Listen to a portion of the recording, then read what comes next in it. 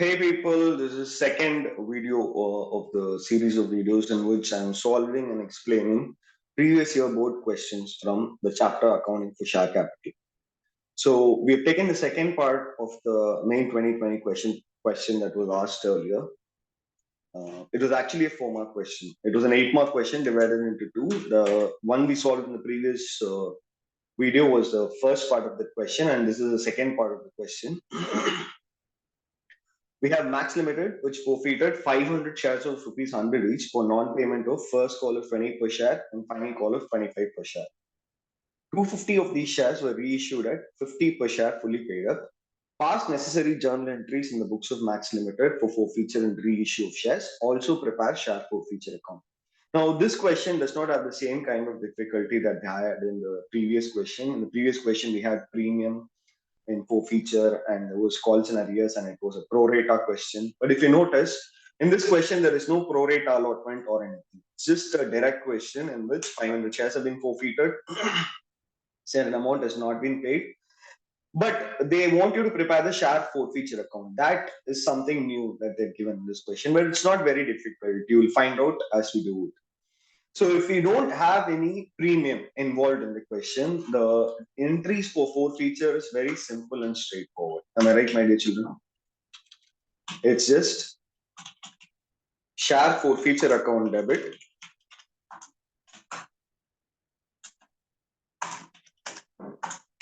Oh, sorry, my dear children, sorry. Share capital, I'm sorry. Equity share capital account debit. Equity share capital account debit. To share forfeiture.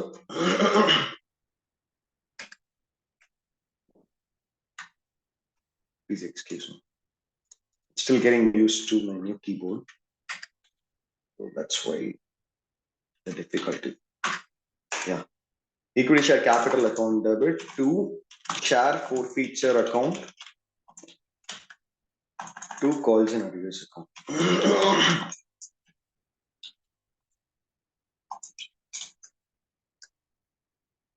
Shares forfeited. I would recommend you to, write the proper narration for the journal entries. I'm just doing a shorter version of it because we got to focus on solving the question fast. I want to focus on giving you the explanation in this video. Anyway, so we know that equity share capital has to be debited with the called up value into number of shares forfeited. Now they've not given that any of those shares calls were not made, and they've also mentioned this here. See, the shares have been forfeited for non-payment of first call of 20 per share and final call of 25 per share, which means what? Which means first call and final call has been made, which means the share has been fully called up. Understood? The final call has been made, share has been fully called up, and there is no premium. Am I right? So share capital will be debited with the number of shares forfeited multiplied by the called up value per share, which will determine to be 50,000 in this case. And the shares have been forfeited for non-payment of at least 20 per share and 25 per share on first and final call. So what are the call scenarios? It is 20 plus 25. Am I right or not, my dear children? That is the amount that has not been paid. Multiplied by the number of shares that have been forfeited, which is 500. So 22,500. Hence, what would be your share forfeiture account? That is the amount paid up would be 27,500 shares. Understood or not, my dear children? So share forfeiture account is credited by 27,500, which is the balancing figure. Now we move on to the next journal entry, that is reissue of the shares. Again, this is a question in which there is partial reissue. Only 250 of the shares have been reissued. Not all the shares have been reissued. Only 250 of the shares, that is half the shares have been reissued. And the shares have been reissued at rupees 50 per share as fully paid up. Which means what? Fully paid up means we have considered the shares to be 100 rupees paid up, but we are reissuing it only for 50 rupees. Which means we are given a discount of 50 rupees here. Am I right? So whenever there is discount, what is the journal entry for reissue? It is bank account debit, share forfeiture account debit with the loss of reissue or the discount on reissue to equity share capital.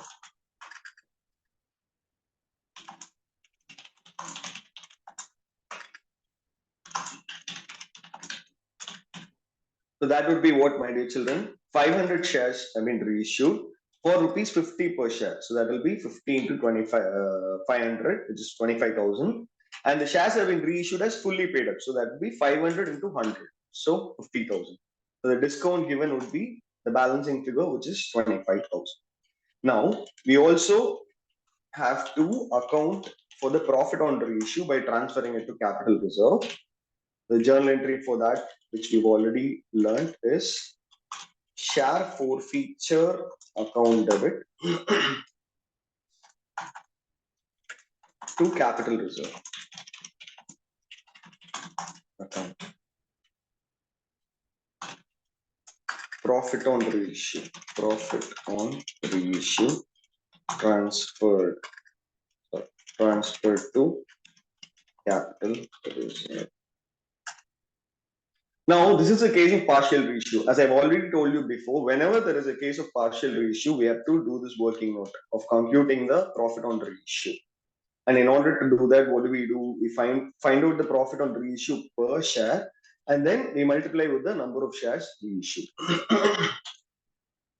Sorry, excuse me. So what is the profit on reissue per share in this question? It is the profit on forfeiture per share on this question. It is the profit on forfeiture for all the shares forfeited divided by the number of shares forfeited. We know that the number of shares forfeited is 500 from the question. It states right here that the number of shares forfeited is 500. And the profit on forfeiture is the amount that we credit to the share forfeiture account when we are forfeiting. And that we have found out to be 27,500. That was the balancing figure. So what is the profit on forfeiture per share? It is 27,500 divided by 500 shares. So that will be 27,500 divided by 500, 55 rupees per share. Now, what is the loss on reissue per share? If you see the question, if you look at the statement, it clearly states that the shares were reissued at rupees 50 as fully paid up. Am I right or not, my dear children? So what does it mean? We've got 50 rupees and considered 100 rupees as a paid up value, which means we are given a discount of 50 rupees. So that is the loss on reissue per share. So that is 50. And therefore, what would be the profit on reissue per share? It will be 50 minus 50. 55 minus 50, which is 5 rupees. Total profit on reissue is number of shares reissued multiplied by profit on reissue per share. Understood or not, my children? 25,250, and that's it. That's very simple, children. That's how all of these problems are actually easy once you understand the working notes and that all the working and understand what working notes needs to be done in order to solve the question. Understood? So with that, we've come to the end of this question. We'll meet you with another question in the same video, same set of videos.